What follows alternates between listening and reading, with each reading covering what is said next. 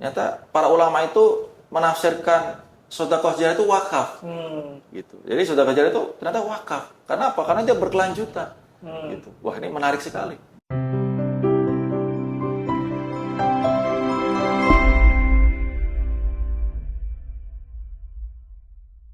Ziswaf, zakat, infak, sedekah, wakaf. Istilah yang sering sekali kita dengar, apalagi di bulan Ramadan. Zakat kita sudah familiar, infak apalagi.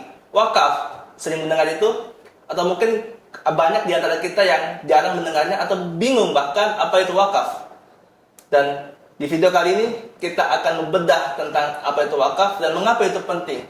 Bersama saya sudah ada Bapak Abdul Aziz Muhtadi, Direktur Wakaf Sukses. Assalamualaikum Pak Aziz. Waalaikumsalam warahmatullahi wabarakatuh. Sehat Pak? Alhamdulillah sehat. Alhamdulillah sehat. Pak, di sesi ini kita akan banyak bahas tentang wakaf Pak. Bapak Aziz sebagai Direktur Wakaf Sukses, boleh ceritakan nggak Pak, wakaf sukses itu bergerak di bidang apa dan apa saja yang dikerjakan? Iya. Terima kasih Mas Dendi. Assalamualaikum. Waalaikumsalam warahmatullahi wabarakatuh. Selamat sore. Kita alhamdulillah ini di 10 hari terakhir Ramadan ini kita bicara wakaf ya. Mungkin sebelum ke sana boleh saya flashback dikit ya terkait wakaf sukses ini, karena wakaf sukses ini adalah lembaga nazir baru. Mungkin banyak dari pemirsa yang belum paham tentang wakaf sukses ini. Jadi ceritanya gini, dulu sekitar akhir tahun 2018 saya diskusi dengan salah satu lembaga filantropi besar di Indonesia ya. Bahkan bisa katakan terbesar. Filantropi ini bergerak di bidang zakat, infak, sedekah, dan jiswaf tadi ya, wakaf. Dalam diskusi itu, sang direktur situ menyampaikan betapa strategisnya wakaf. Ya, strategisnya wakaf. Yang selama ini belum digarap oleh para aktivis filantropi. Ya, jadi kemudian saya tertarik gitu. Wah, ini menarik sekali, strategis sekali gitu. Kemudian saya kenal baik dengan Pak Zulkifli, Sunarto Zulkifli yang Direktur Zakat Sukses.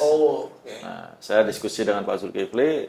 Nah, zakat sukses ini kan belum ada wakafnya. Gitu. Saya cerita tentang wakaf. Langsung ditangkap. Jadi kayak mau sambut nih ceritanya Mas Dendi. Sambut. Ya udah, Pak Haji saja jadi ini wakafnya. Masya Allah dalam hati saya ini kan itu Ramadan juga tuh. Jadi langsung aduh gini gitu kan. Ya udah, alhamdulillah. Akhirnya kita sepakat, kita rancang-rancang ke depannya. Nah, kemudian kita sebagai bentuk awalnya, kita buat di zakat sukses ini semacam direktorat. Ya, jadi ada zakatnya, ada wakafnya, ada direktorat zakat wakaf sukses. Nah, kemudian kita proseslah izin di BWI. Alhamdulillah pada sekitar Mei ya, Mei 2019 kita sudah terdaftar di BWI, dapat izin. Kemudian dalam perjalanannya berkembang alhamdulillah wakaf sukses ini donasi itu sekitar kira-kira hampir 2M lah. 2 miliar? Iya 2 miliar. Alhamdulillah itu sangat antusias gitu kan. Nah kemudian kita berpikir kayaknya kita pengen lebih serius lagi. Nah, kalau menggarap ini lebih serius lagi, akhirnya kita diskusi, kita sepakati dibuat lembaga sendiri. Jadi sekarang kalau dulu lembaga wakaf sukses ini jadi satu yayasan zakat sukses, sekarang sudah jadi lembaga sendiri. Kita buat lembaga wakaf sukses internasional, yayasan. Internasional. Kemudian kita ajukan ke BWI. Nah, qadarullah yang awal dulu kita BWI lebih mudah. Nah, sekarang ini regulasinya lebih teliti ya, lebih komprehensif, lebih teliti. Ya, alhamdulillah kita proses, kita ikut sertifikasi najir dan sebagainya. Semua regulasi kita ikutin. Dan alhamdulillah pada sekitar Mei ya 2023 itu dapat izin dari BWI. Ya, alhamdulillah. Agustus 2023 dapat izin dari BWI. Nah, itulah kira-kira cerita tentang wakaf sukses. Gitu. Itu kira-kira. Ya. Oke, menarik. Pas di 2019 dan 2020 itu terhimpun 2 miliar tadi ya? Ya, 2 miliar. Berarti antusiasme orang untuk berwakaf udah cukup tinggi ya? Cukup tinggi, ya? Ya. Oke. Nah, itulah kenapa kemudian wakaf sukses itu semakin menseriuskan diri sebagai sebuah yayasan untuk kemudian tadi ikut sertifikasi dan kemudian mendapatkan izin dari Badan Wakaf Indonesia. Betul. Oke, luar biasa. Nah, tadi diinfokan bahwa Pak Aziz menyukai wakaf karena melihat banyak aktivis filantropi yang tidak banyak concern ke sana ya. Karena kebanyakan mungkin concern di zakat, di infak yang orang udah well known lah, udah banyak tahu gitu. Sehingga mudah untuk mengkampanyekan soal zakat dan infak itu. Tapi kenapa kemudian Pak Aziz secara lebih mendalam itu tertarik untuk diwakaf aja? Gitu. Kenapa, Pak? Yang pertama gini, secara umum saya emang tertarik dengan dunia sosial, pemberdayaan, dakwah tertarik gitu ya. Saya dari SMA itu sudah jadi aktivis kebaikan lah. Masya Allah. Sampai kuliah, sampai saya tertarik ke situ. Nah, kemudian itu terus terang yang menggugah saya ketika diskusi dengan salah satu direktur filantropi tadi yang terbesar tadi, yang tentang wakaf. Wah, ini menarik sekali. Dan zakat sudah banyak. Zakat sudah regulasinya sudah relatif matang ya. Ada Basnas, lembaga-lembaga zakat lah sudah ada banyak gitu kan. Nah, ini wakaf ini belum banyak yang menyentuh. Lembaga wakaf ini kebanyakan yang bergerak ini masih tradisional. Dan pengertian masyarakat terhadap wakaf juga masih tradisional. Istilah masih 3M. Masjid, madrasah, makam gitu kan. Nah, ini makanya saya kalau gitu bismillah saya istikharah ya dengan Pak Jul tadi, saya istikharah, bismillah saya terima amanah ini, saya akan menggeluti di bidang wakaf ini. Itu yang pertama. Yang kedua, ada suatu hadis ya dari Rasulullah SAW ya, di situ dikatakan bahwa jika ya idza mata ibnu adam in qata'a amaluhu illa min salasi shadaqatin jariyah aw ilmin yuntafa'u bih aw waladin sholih yad'u lah, rawahu Muslim. Jadi jika mati anak Adam, maka terputuslah semua amalnya kecuali 3 ya. Sedekah jariyah, ilmu yang manfaat, dan anak yang soleh yang mendoakan. Nah, ternyata saya baca di situ, saya kaji, ya saya baca, ternyata para ulama itu menafsirkan sedekah jariyah itu wakaf, gitu. Jadi sedekah jariyah itu ternyata wakaf. Karena apa? Karena dia berkelanjutan, gitu. Wah, ini menarik sekali, gitu. Akhirnya saya semakin intens itu. Saya akan ikut seminar-seminar wakaf, ikut kajian-kajian wakaf, saya semakin intens dan istilahnya semakin jatuh cinta lah pada wakaf ini, insya Allah. Gitu kira-kira Mas Endi. Ulama menafsirkan sedekah jariyah itu adalah wakaf ya. Jadi bukan selama ini mungkin kita menafsirkan sedekah jariyah adalah infak, ya. Kasih infak ke masjid, kemudian buat pembangunan dan sebagainya. Ternyata secara spesifik sedekah jariyah itu adalah wakaf ya, Pak ya. Nah, artinya kan wakaf ini punya peran yang sangat signifikan ya, yang sangat penting lah untuk kemudian tadi sifatnya keberlanjutan. Apalagi dalam isu-isu kita bicara soal global, isu keberlanjutan, sustainabilitas itu kan menjadi isu yang sangat-sangat diperhatikan ya, dikonsenkan. Apalagi untuk di lembaga internasional pun juga membahas soal itu. Nah, pertanyaan saya adalah mengapa kemudian wakaf ini menjadi penting untuk tadi ya, kalau bicara soal keberlanjutan itu seperti apa gitu peran wakaf di situ? Iya. Baik, ini kan terkait pengertian wakaf sendiri ya. Wakaf itu dalam bahasa Arab artinya wakaf. Wakaf. Kalau kita baca Quran itu ada wakaf. Wakaf itu berhenti. Ya, wakaf itu bisa di tengah ayat atau di akhir ayat. Wakaf berhenti. Nah, emang secara bahasa wakaf itu artinya berhenti. Artinya apa? Dia maksud berhenti itu harta yang diwakafkan itu berhenti. Berhenti itu artinya kita serahkan pada Allah. Jadi wakaf artinya harta itu berhenti, tidak mengalir. Kalau mengalir itu gimana? Diwariskan, dijual belikan, mengalir kepemilikannya. Tapi kalau wakaf ini dihentikan, jadi milik Allah. Jadi nggak bisa diapa-apain. Jadi harta kalau udah diwakafkan, udah nggak bisa diapa-apain, nggak bisa dijual, nggak bisa diwariskan, gitu kan? Yang bisa hanya diruslah atau ditukar guling gitu ya, dengan produk yang nilai yang sama. Gitu. Nah itu. Nah, sehingga ini menariknya di situ karena jadi sustain. Jadi dia asetnya tetap gitu. Nah, ini juga terkait sama sejarah di zaman Rasulullah SAW. Jadi bagaimana Umar radhiyallahu anhu waktu itu mendapat ghanimah ya, di salah satu kebun di Khaybar. Jadi Khaybar, jadi Umar itu habis perang gitu kan, bagi-bagi ghanimah. Nah, Umar dapat kebun yang besar sekali. Nah, Umar membaca ayat ya si Quran itu bahwa engkau sekali-sekali tidak akan pernah sampai pada kebaktian yang sempurna, pada kebaikan yang sempurna, kecuali engkau menafkahkan, mewakafkan harta yang paling kamu cintai, yang paling kamu cintai. Akhirnya Umar langsung datang ke Rasulullah SAW. Umar berkata kepada Rasulullah, ya Rasulullah, saya mendapat harta ini. demi Allah, ini kebun yang paling indah, yang paling luas, yang saya miliki, dan yang paling saya cintai. Karena itu saya wakafkan, karena itu saya serahkan kepada Anda, bukan diwakafkan. Karena itu saya serahkan kepada Anda ya Rasulullah. Nah, akhirnya Rasulullah mengatakan, ini salah satu dasar dari wakaf. Rasulullah mengatakan, in syi'ta hasabta aslaha wa tasaddaqta biha. Jika engkau mau, tahanlah asalnya, zatnya, asalnya tadi, ya, tanahnya tahan, dan engkau infakkan hasilnya. Nah, jadi tadi harta itu tadi adalah harta berupa tanah, kebun, gitu kan, ada pohon kurma banyak sekali, gitu. Itu diberhentikan di situ, jadi nggak dijual belikan, tapi kurmanya itu baru diinfakkan untuk kebaikan-kebaikan. Nah, dari situlah kemudian berkembang konsep-konsep wakaf dan seterusnya. Jadi inilah sustainability. Nah, sehingga ketika aset wakaf, jadi misalnya kita di Indonesia ini, kan sekian banyak ini, aset-aset ini, luas sekali negara kita ini kan. Dan yang saya dengar dari BWI itu jutaan hektar sebenarnya wakaf itu sendiri, tapi belum dikelola dengan bagus. Gitu. Nah, cuma ini tantangannya di kita. Nah, nanti tantangannya bahwa wakaf ini pengelolaannya.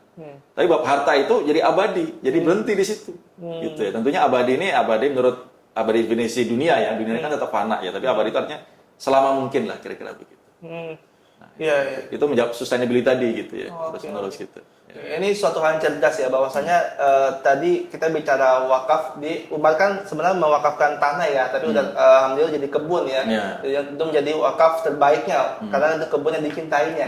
Kita sebenarnya udah banyak wakaf ya, tanah juga banyak diwakafkan, tapi jadinya ya makam, Pak. Karena kebanyakan malah jadi makam, kan jadi kebun, karena jadi sesuatu yang sifatnya tuh tadi yang sampaikan yang produktif gitu ya. Makam ya awet sih tanahnya, cuman manfaatnya gimana Pak Ajis melihat hal ini? Ya, makanya sekarang ini muncul istilah wakaf produktif. Nah, ini menariknya di situ. Walaupun sebenarnya kalau zaman dulu ya tidak ada wakaf tuh ya produktif aja, gitu. Jadi sebenarnya karena semakin berkembang ya, akhirnya muncul istilah wakaf produktif. Nah, wakaf produktif itu begini, intinya adalah bagaimana aset-aset wakaf itu harus berkembang, berkembang. Jadi tahan asal ini tidak hanya sekedar diam, tapi akan bertambah gitu. Nah, contoh misalnya ada suatu wakaf sumur ya, wakaf sumur Utsman bin Affan. Jadi suatu kisah ya, itu ada Yahudi yang menguasai kartel sumur di situ kira-kira ya. Satu sumur yang itu untuk penghidupan kaum muslimin di situ dan kaum Yahudi. Itu dibuat karena kartel dia kan menguasai, harganya tinggi. Sehingga orang Islam gitu mau konsumsi itu nggak kuat gitu kan. Akhirnya umat Islam bingung kan gitu, gimana nih caranya harga tinggi gitu kan. Nah, akhirnya sampai kepada Rasulullah SAW. Rasulullah menyeru para sahabatnya, barang siapa yang bisa membeli ini ya, bisa membeli dina Yahudi ini, maka dia akan dapat surga, kata Rasulullah SAW. Utsman bin Affan ya, seorang sahabat mulia, sangat bersegera dengan kebaikan, langsung dibeli. Tawar-menawar sama sang Yahudi tersebut, gitu ya. Nah, Yahudi ini kan jago bisnisnya, tapi alhamdulillah Umar nggak kalah jago juga bisnisnya, gitu kan, kalah jagonya. Jadi pertama nggak bisa dibeli semua oleh Utsman, gitu. Sama Utsman ditawar, oke kalau gitu separuh. Saya minta jatah separuh aja sehari, kamu sehari saya sehari, kan kamu bisa dagang kan sehari, gitu kan. Nah, akhirnya benar, gitu kan. Oke, deal, dibayar sekian, biar sekian. Nah, pas hari jatahnya Utsman, kaum muslimin semua disuruh datang ngambil semua gratis, gitu kan. Ini luar biasa nih kalau kita pelajari berdetail, ini masalah bisnis ini, strategi bisnis, gimana mengakuisisi, gitu kan, gratis gitu kan. Nah, besoknya giliran Yahudi tadi berjualan, umat Islam udah nggak butuh lagi, udah masih punya stok, gitu kan. Akhirnya rugi akhirnya. Waduh, kacau juga nih, Utsman cerdik juga nih. Udah kamu beli aja sekalian deh. Akhirnya tawar-menawar itu kita lihat di sejarah itu ternyata itu nggak murah. Saya catat di situ adalah saya pelajari di situ 20.000 dirham. 20.000 dirham. Iya, membeli itu. Itu kalau saya pernah hitung itu setara dengan 4 miliar rupiah. 4 miliar di sumur. Beli sumur. 4 miliar. Oke. Bayangin, 4 miliar gitu. Jadi Utsman itu sahabat-sahabat itu kalau wakaf itu nggak kaleng-kaleng. 4 miliar loh. Gitu, 4 miliar gitu kan, 4 miliar. Nah, setelah itu ternyata, nah ini yang luar biasanya, Utsman ini, wakaf sumur ini sampai sekarang masih ada. Sumurnya bukan sumur yang ada, tapi wakafnya ini. Dari hasil itu diputar gitu kan, disimpan oleh waktu itu zaman Khalifah Rasyidin gitu kan. Kemudian bani-bani kekhilafahan selanjutnya itu masih dipelihara. Jadi wakafnya Utsman ini, wakaf sumur dan kebun kurma dan sebagainya dalam satu akun. Jadi wakaf Utsman. Dan itu sekarang ya, dalam yang saya riset di internet itu adalah rekeningnya. Sampai sekarang ada rekening atas nama Utsman itu sekitar 2,7 triliun. 2,7 triliun Iya. rupiah. Iya rupiah di sini. Ya rupiah, 2 rupiah ya rekeningnya. Kalau disetarakan rupiah ya, tentunya di sana pasti mata uang sana gitu kan. Terus dia bertambah, ini dia yang menarik, 50 juta real atau setara dengan 16 miliar per tahun. Jadi itu bertambah terus. Iya, 16 miliar per tahun. Gitu. Itu baru di cash di rekening cash on bank. Belum asetnya yang lain. Asetnya itu luar biasa, lebih banyak lagi. Berupa hotel, berupa luar biasa. Jadi aset-aset properti. Nah, ini salah satu contoh yang wakaf yang luar biasa. Ya, maksudnya itu yang pertama. Yang kedua ini yang nggak usah jauh-jauh. Ini ada dari wakaf dari masyarakat Indonesia. Masyarakat Indonesia di masyarakat Aceh ada namanya Tengku Buga Asi. Tengku Buga Asi ini sekitar tahun 1800-an beliau membeli tanah di sekitar Mekah. Daerah Mekah itu beli tanah. Beli tanah, kemudian diwakafkan.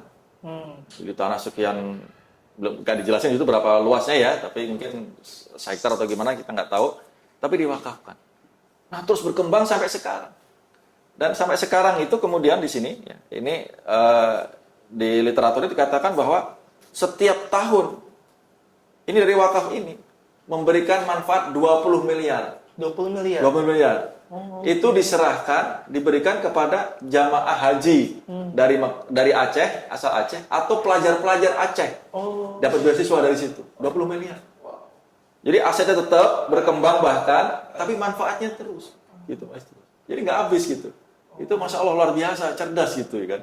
Inilah saya pikir konstruksi ekonomi Islam ini luar biasa. Gitu kan. Dengan wakaf ini gitu kan.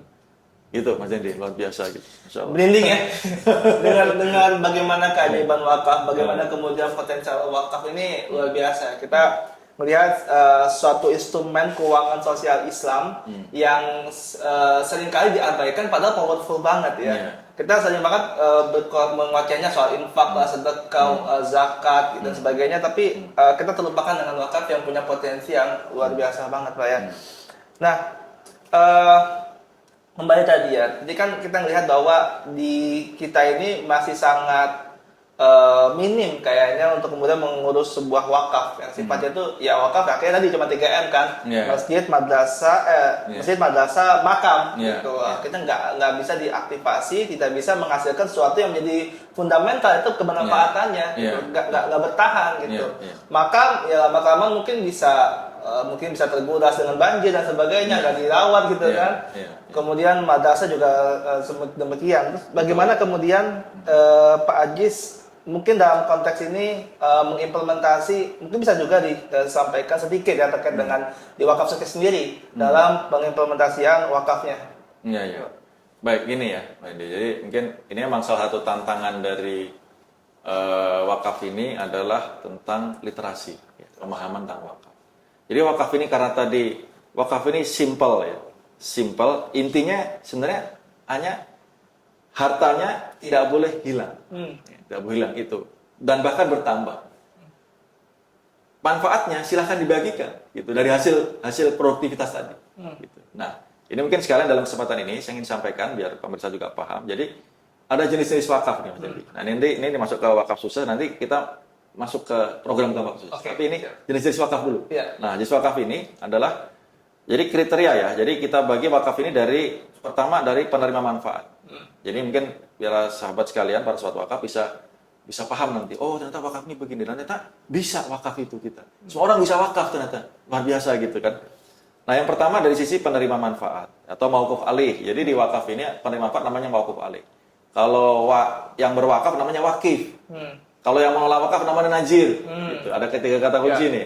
Wakif, mauquf alih, sama najir. Gitu. Nah dari penerima manfaat, ya, penerima manfaat itu ada 3 jenis.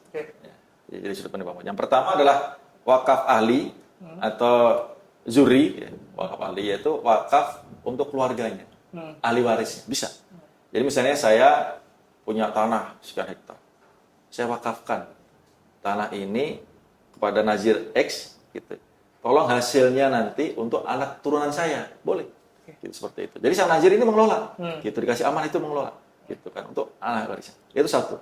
Dan banyak seperti itu. Ya, biasanya kalau kita punya pesantren, punya apa, gitu kan, itu dikelola secara keluarga, begitu. Dan yang kedua adalah wakaf khairi. Wakaf khairi ini tidak dibatasi oleh anggota keluarga, tapi juga dia adalah seluruh umat, ya, seluruhnya. Silahkan siapa aja. Bahkan dalam syariat Islam ini, wakaf ini tidak hanya untuk orang Islam. Ya, jadi untuk non Islam boleh. Karena ada wakaf jalan, wakaf bendungan, wakaf itu silakan. Wakaf fasilitas umum, gitu. Dan dalam sejarahnya nanti mungkin di pembahasan berikutnya itu ternyata di peradaban Islam itu banyak sekali aset-aset negara yang hasilnya wakaf. Ternyata wakaf itu aset negara, gitu. Kan, Masya Allah sekali gitu, nggak bisa dijual belikan gitu kan. Itu menjadi abadinya di situ. Dan yang ketiga baru mustarok. Mustarok ini adalah combine. Jadi ada yang sebagian untuk umat, sebagian untuk pribadi. Itu boleh. Misalnya gini, saya ada teman ya yang punya klinik. Kliniknya udah cukup besar ya. Returnnya juga bagus, hampir seperti rumah sakit sebenarnya. Itu disebut itu. Dia mewakafkan, wakaf mustarok. Nah, jadi di Nazir itu buat perjanjian wakaf mustarok, di situ ikrar wakaf mustarok. Maka sebagian hartanya, hasilnya tadi untuk keluarganya. Karena dia tidak ingin setelah dia meninggal nanti, keluarganya keleleran lah kira-kira gitu kan. Nah, tapi sisanya itu untuk para kaum muslimin secara keseluruhan. Gitu. Oke. Nah itu yang pertama, Pak Cendi, ini ya, saya selanjut lagi ya. Yang kedua dari si waktu. Nah ini biar Mas Mirsa paham nih, biar nanti, oh begini ternyata. Jadi fleksibel, gitu, luar biasa. Fleksibel. Dari si waktu.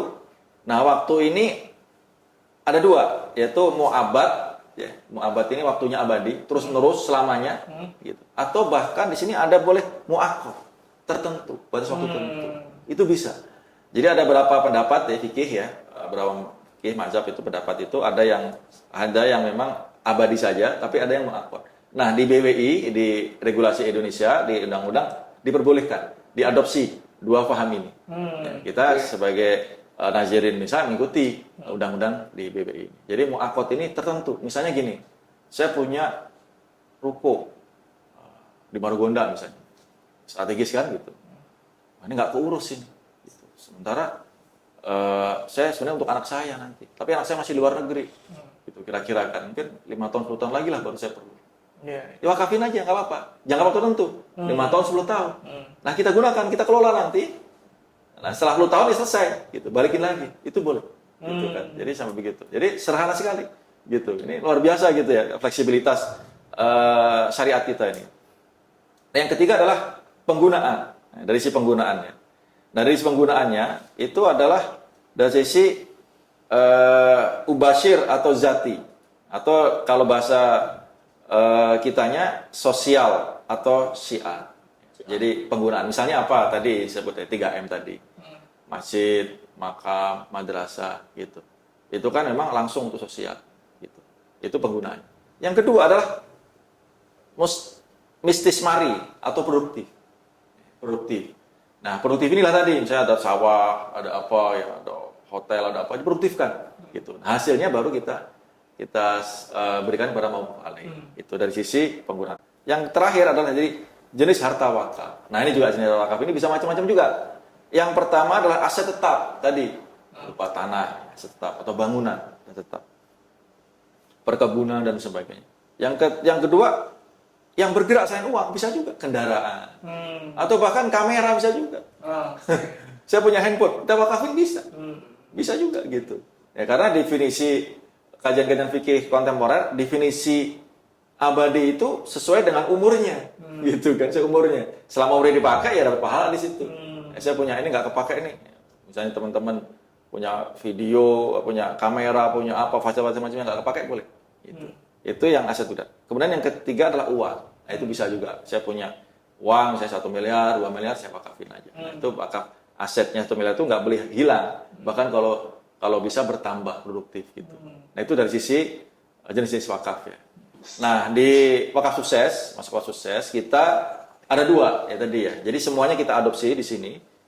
Dari si waktu ada yang abadi, ada yang temporer akot tadi, ada gitu. Ada tanah kita berapa tanah untuk tahfiz itu abadi, udah semua. Tapi ada yang temporer, ada sawah kita, yang 5 tahun gitu kan, nggak apa-apa. Ada berapa tanah, 2-3 lokasi tanah yang temporer, gitu kan. Nah, terus ada lagi yang sekarang ini yang lagi proses diskusi, ini ada ruko juga yang mau diwakafkan juga, gitu. Alhamdulillah gitu ya. Terus dari sisi jenis juga ada yang aset tadi, ada yang juga uang, ada yang ini gitu kan. Ada yang wakaf juga, bahkan ada yang wakaf laptop, ada yang wakaf PC gitu, nggak apa-apa, kita kelola aja gitu kita. Ada yang kemarin ada PC punya kantor nggak kepake gitu kan, ya udah wakafin aja, nah itu kita pakai. Kemudian dari si manfaat, ya. Dari manfaatnya juga ada yang kalau di sini kebanyakan kalau di wakaf itu khairi sama mustarok. Mustarok ada yang minta untuk juga keluarga. Nggak apa-apa, kita adopsi juga. Gitu. Jadi insya Allah kalau penggunaan tadi ya ada yang tadi untuk yang sosial ya, kita ada wakaf pesantren rumah tahfiz, ada juga yang wakaf untuk produktif, ada sawah itu. Gitu. Jadi sebenarnya semua tercakup nih di wakaf sukses kita, sudah masuk semuanya dari jenis-jenis wakaf ini. Ya, Alhamdulillah. Berarti kalau kita ambil kesimpulan secara sederhana aja untuk memahami wakaf itu sebenarnya 2 karakter ya. Satu, dia pokoknya nggak boleh hilang. 2 itu manfaatnya harus disebarluaskan ya. Dan dari sisi penyerahan kemudian penyebaran manfaat itu fleksibel ya. Dia tidak sangat terikat sebagaimana zakat yang ada 8 asnaf dan sebagainya gitu ya. Itu sangat-sangat sederhana, dan yang sederhana ini kadang-kala yang masih banyak orang yang belum tahu, yang masih belum paham gitu ya. Nah, sebenarnya saya pengen membahas lebih lanjut terkait dengan apa prakteknya di wakaf sukses, terutama dalam kasus wakaf produktif yang kemudian kita sedang digencar-gencarkan gitu ya. Cuman karena waktu mungkin tidak cukup Pak, jadi mungkin kita akan lanjut di episode berikutnya ya. Kita bahas lebih lanjut terkait dengan praktek wakaf produktif khususnya di wakaf sukses, dan juga kita nanti akan kedatangan tamu spesial juga, ada Pak Aris sebagai Direktur SEBI Social Fund. Kita juga akan bahas juga bagaimana implementasi wakaf produktif di SEBI Social Fund tersebut. Oke teman-teman semuanya, semoga video kali ini bisa membawa kebermanfaatan buat teman-teman semua. Lagi-lagi buat teman-teman yang tertarik untuk berwakaf, ini merasa bahwa punya aset yang menganggur tapi bingung mau digunakan untuk apa, dan ingin mencapai visi akhiratnya ya, pengen husnul khotimah, ya itu bisa jadi opsi untuk teman-teman berwakaf di lembaga wakaf manapun, tidak harus wakaf sukses tentunya, tapi kalau mau mencoba di wakaf sukses dan ingin memberikan amanah asetnya ke wakaf sukses, itu juga silakan ya Pak ya. Nanti linknya ada di deskripsi video. Oke, terima kasih teman-teman semuanya. Wassalamualaikum warahmatullahi wabarakatuh. Waalaikumsalam warahmatullahi wabarakatuh.